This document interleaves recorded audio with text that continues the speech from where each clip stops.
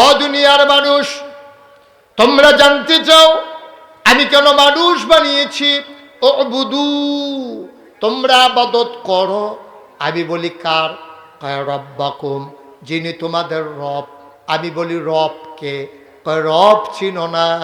যিনি তোমার সৃষ্টিকর্তা, পালনকর্তা, জীবনদাতা, বিধানদাতা, হায়াতদাতা, মৌতদাতা, রিজিকদাতা, যিনি রহমান, যিনি রহিম, যিনি সত্তার, যিনি গাফফার, যিনি আইয়ুব, যিনি ওয়াদুদ। সুবহানাল্লাহ কয় না?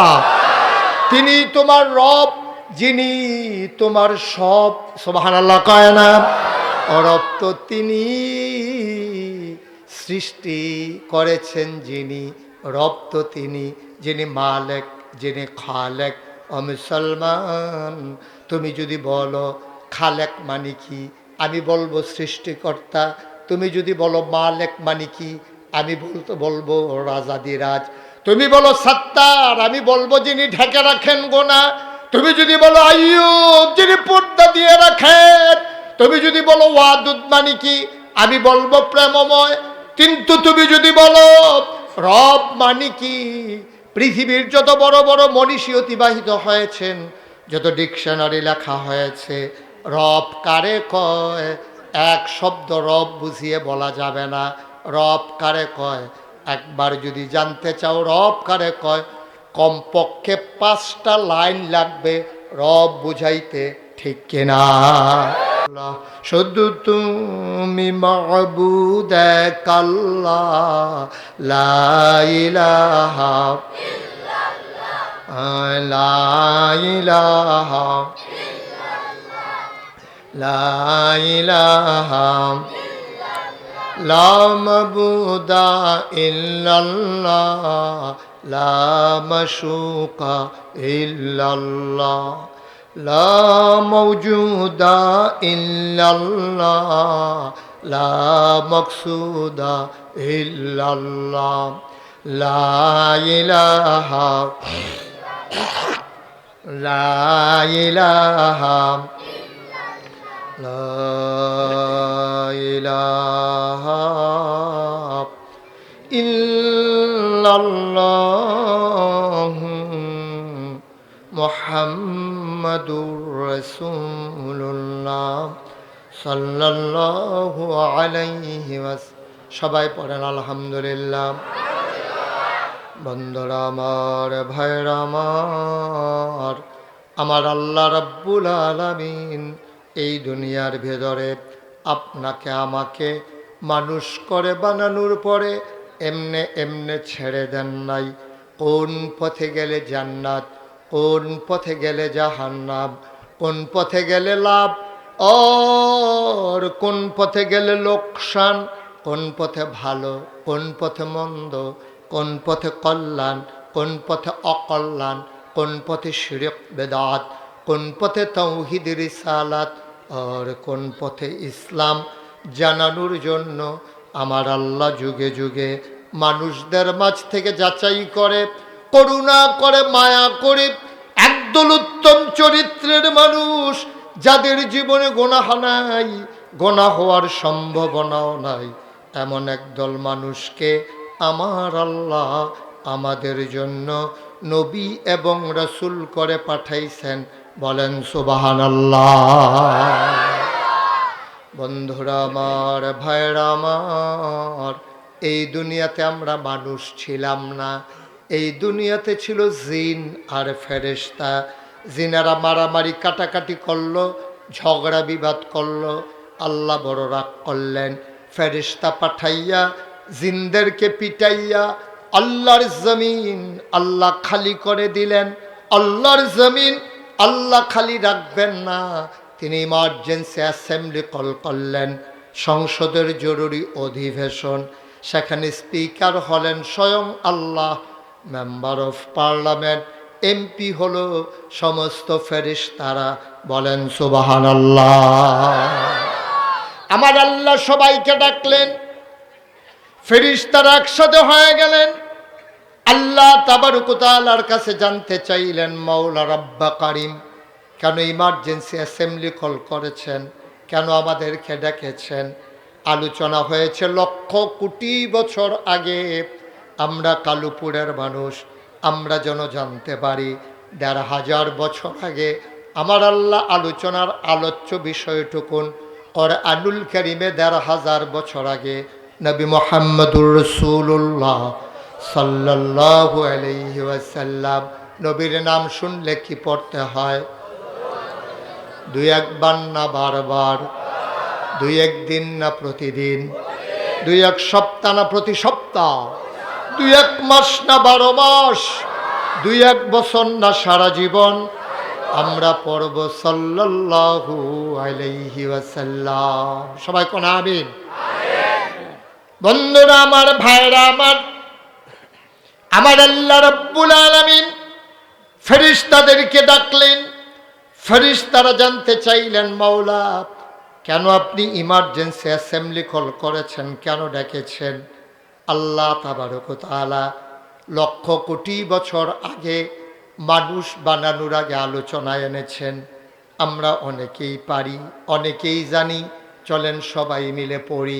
কোরআনে ঢোকার আগে মারদুদ শয়তান থেকে ফানাহ চাই, যিনি রহমান যিনি রহিম, তার নামে চলেন শুরু করি, সবাই পড়ি। আউযু বিল্লাহি মিনাশ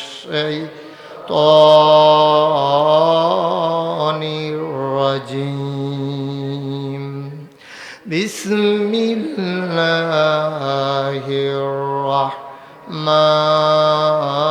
রাহমানির রাহিম। ইন্নী জাইলুন ফিল আরদে খলিফা। আল্লাহ ডেকে বললেন, ও ফেরেশতারা, আমি একটা কওম, আমি একটা সম্প্রদায়, আমি একদল মানুষ বানাতে চাই যাদের পরিচয় হলো তারা আমার খলিফা। সুবহানাল্লাহ কয় না? ফেরেশতারা বললেন, বানানোর দরকার নাই, মানুষ কেন বানাবেন? আমরা যারা ফেরেশতা আছি আমরাই আপনাকে ডাকার জন্য যথেষ্ট। আল্লাহ তাবারক ওয়া তাআলা তাদের যুক্তি মানলেন না। ফেরেশতারা বলল, মানুষ মারামারি করবে, কাটাকাটি করবে, ঝগড়া বিবাদ করবে। আল্লাহ তাদের যুক্তি মানলেন না। আল্লাহ ঘোষণা করে দিলেন, ইন্নী আ'লামু মা লা তা'লামুন। আমি যা জানি তোমরা তা জানো না। বলেন সুবহানাল্লাহ। মানুষ বানানো হয়ে গেল। এখন প্রশ্ন হলো, মানুষ আল্লাহর কি কাজে লাগে? কালুপুর জমিনে এই সুন্দর একটা প্যান্ডেল করেছেন, সামান্য একটা প্যান্ডেল। তাকিয়ে দেখেন ডাইনে বামে সামনে পেছনে, এই প্যান্ডেল টানাতে অসংখ্য খুঁটি ব্যবহার করা হয়েছে, ধরনার বাঁশ দেওয়া হয়েছে, রশির বাঁধ দেওয়া হয়েছে। তারপরে একটু বাতাস আসলে সব লণ্ডভণ্ড হয়ে যাবে। এটুকু একটা সামিয়ানা টানাইতে যদি এত খুঁটি লাগানো লাগে, খোলা আকাশের নিচে দাঁড়িয়ে কখনো তাকিয়ে দেখেছেন নাকি? এ বিশাল বড় আকাশ আল্লাহ বানালেন, অথচ একটা খুঁটিও আমার আল্লাহ ব্যবহার করেন নাই, ঠিক কিনা? এটা আওয়াজ দিয়ে বলা যায় না? যারা মঞ্চে আছে তারা না বসলেও চলবে না? মঞ্চে যারা বসে আছে ওনারা যে বৈশা রইছে ঘুমায় নাই, এটাই তো বেশি নাকি? আওয়াজ দেওয়া লাগবে তো। বলেন সুবহানাল্লাহ। বলছে এখন। আমি কিন্তু অনেক মাহফিলে মঞ্চে বৈশা কথা বলে না কেন, এই জন্য মঞ্চের থেকে নামাইয়া নিচের থেকে বলে যারা তাদেরকে উঠাইয়া নিয়ে বসাইছি। সুতরাং খুব সাবধানে আওয়াজ করে বললেন, আল্লাহ যেন কবুল করে। সবাই পড়ে আমিন। প্যান্ডেল তো ভরে যাওয়ারই কথা, ভরেই গেছে, পূর্ণ হয়ে গেছে। যাদের সামনে অনেক ফাঁকা জায়গা আছে এই একটু আগাইয়া বসে। বাচ্চাগুলো তো মারাত্মক বিরক্ত করতেছে আমাকে, তোমরা এদিকে এই দৃশ্যের দিক তাকাইতেছো কেন? এই জন্য আসছো মাহফিলে? কয়বার বলছি শুধু আমার দিকে তাকাই থাকবা? কেন আসছো মাহফিলে? বিরক্ত করার জন্য? একজন এদিক সেদিক তাকাবা না, শুধু সামনের দিকে তাকাই থাকবা। যাদের সামনে ফাঁকা জায়গা আছে একটু আগাইয়া বসেন, পেছনে লোক জায়গা হচ্ছে না। আল্লাহ যেন সবাইকে বসার সুযোগ দান করে। যারা আগাইয়া বসবে তার আগেই বসার কারণে তার ভাই যখন জায়গা পাবে, আল্লাহ যেন জান্নাতে তার ভাইয়ের জন্য এবং আপনাদের জন্য সবার জন্য একটু জায়গা ছেড়ে দেয়। সবাই কোন আমিন। আহা, তোমারে বলছিলাম ওইদিকে তাকাইতে, শুধু আমার দিকে তাকাই থাকবেন। এত ছোট বাচ্চা, ওরা তো বুঝেও না। ওই যে কথা বলতেছে দুইজন, এত কথার ভিতর দিয়েও কথা বলতেছে। আপনি একটু সামনে এসে বসেন, এদিক দিয়ে একজন সামনে আসেন, আপনি আসেন সামনে, ওই যে মাঝে এসে বসেন। বাচ্চারা কথা বলতে দিয়েন না, একটু আসেন সামনে, এই ফাঁকে বসেন। হ্যাঁ, জায়গা দাও ওনাকে। হ্যাঁ, যদি কেউ কথা বলে আপনি বুঝে বুঝে না করে দিয়েন, আর যদি না না শুনে তাহলে অন্য কিছু করেন। সবাই পড়ে না আমিন, আরো জোরে। আর জন্যাই তুমি আর একবারও দাঁড়াবা না, রেকর্ড হোক অথবা না হোক, তুমি আর মোবাইল ধরার জন্য দাঁড়াবা না, ওকে? আপনারা ক্যামেরাম্যান যারা আছেন, ইউটিউবার, আমি মারাত্মক বিরক্ত হই এটাতে। কেউ দয়া করে দাঁড়াবেন না, রেকর্ড হলেও ভালো না হলেও ভালো, কোনো সমস্যা নাই। আল্লাহ যেন কবুল করে, সবাই পড়ে আমিন। এই যে এত বড় আকাশ বানালেন আল্লাহ, কোথাও খুঁটি আছে? কথা বলেন আছে? আমি তো মোটামুটি বাংলাদেশে অনেক জায়গায় গিয়েছি। আমি খাগড়াছড়ি একবার গিয়েছিলাম মাহফিলে। ওখানকার যিনি এমপি, উনি আমাকে বললেন যে হুজুর, সারা বাংলাদেশের সবচেয়ে উঁচু যে পাহাড়, তার নাম হইল আলোটিলা। ওই আলুটিলার উপরে টাইনডং, যেটা আপনি আরে কি বলছে, কেউ কারাডাং, সেই তাই এই আলুটিলা, ওটা কি আপনি দেখতে চান? আমি বললাম শুনলাম এটা নাকি অনেক উঁচু। জি হুজুর, অনেক উঁচু, এবং আমাদের লোক আছে প্রশিক্ষিত, ওরা আপনাকে ধরে ধরে উঠাবে। যেই কথা সেই কাজ, আমাকে ওঠানো শুরু হলো। আমি অনেক উপরে উঠলাম, উঠে দেখলাম আকাশের মেঘগুলো যেন হাত দিয়ে ছোঁয়া যায়। আমি এদিক সেই দিক খুঁজতেছিলাম।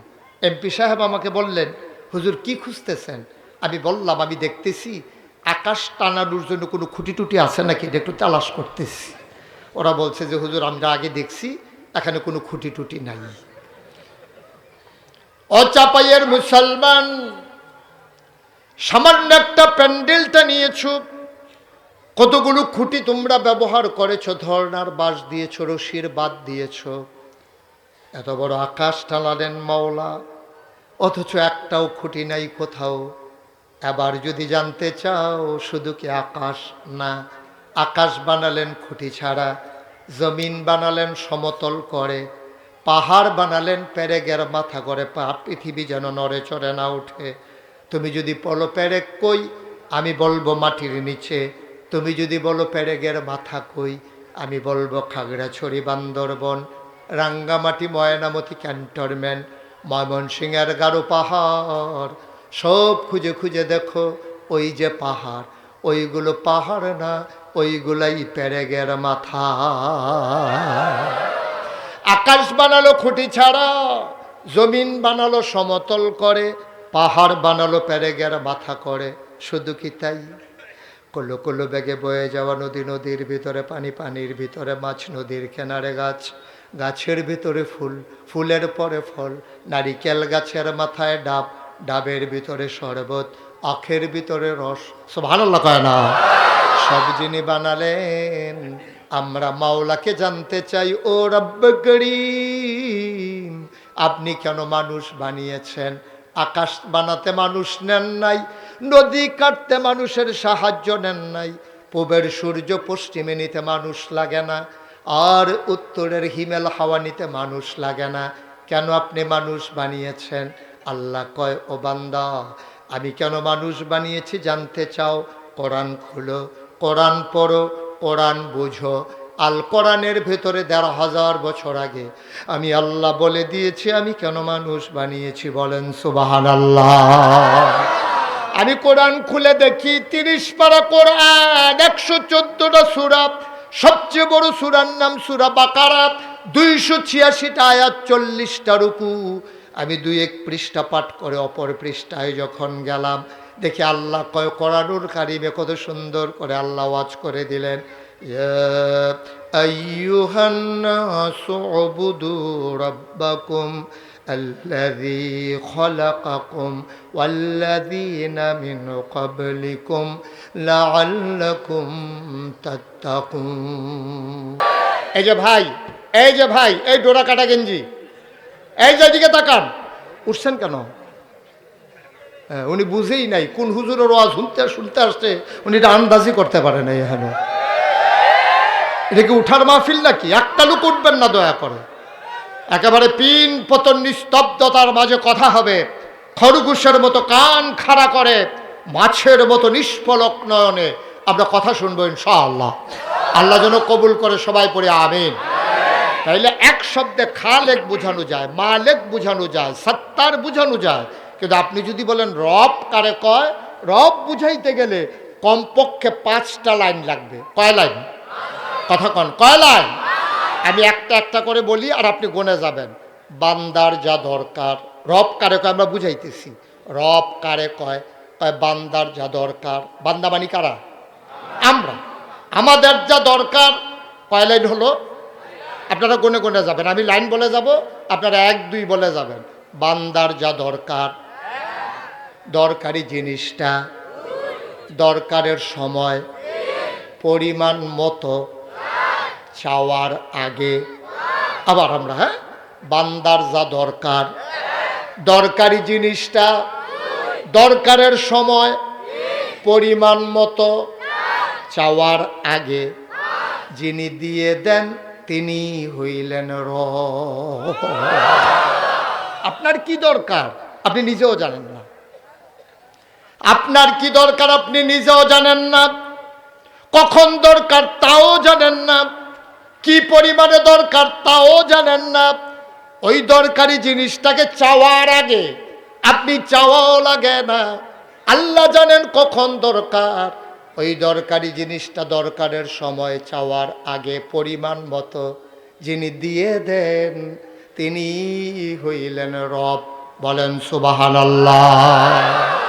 আচ্ছা, এখন যদি বলেন যে হুজুর এমন কি জিনিস যে আমার দরকার আমি জানি না, এমন জিনিসও আছে? হ্যাঁ আছে, এমন জিনিসও আছে।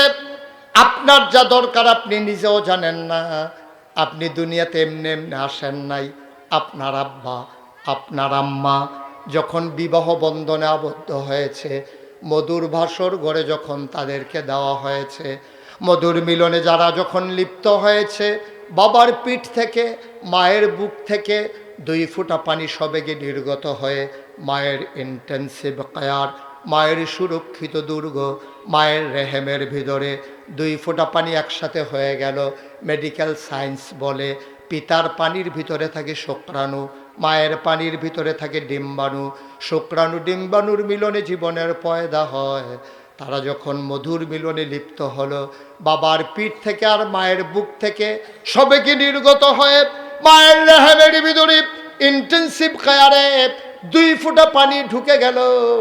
ফোঁটা পানি হয়ে গেল ফোঁটা রক্ত, ফোঁটা রক্ত হয়ে গেল টুকরা গোশত, টুকরা গোশত প্রলম্বিত হলো, আস্তে আস্তে বড় হলো, নাক হলো, মুখ হলো, চোখ হলো, কান হলো।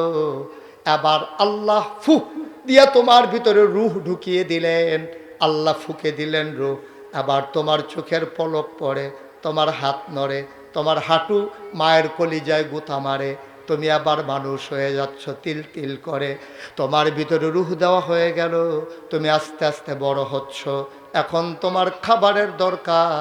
তোমার বাবাও জানে না তুমি খাবা কি, তোমার মাও জানে না তুমি খাবা কি। তোমার মায়ের পেটের ভিতরে দিয়া তোমার বাবা চলে গেছেন বিদেশে, বাড়ির সব খবর নেয়। তুমি পেটের ভিতরে কি খাও তোমার আব্বা একবারও ফোন দিয়ে জিজ্ঞেস করে না।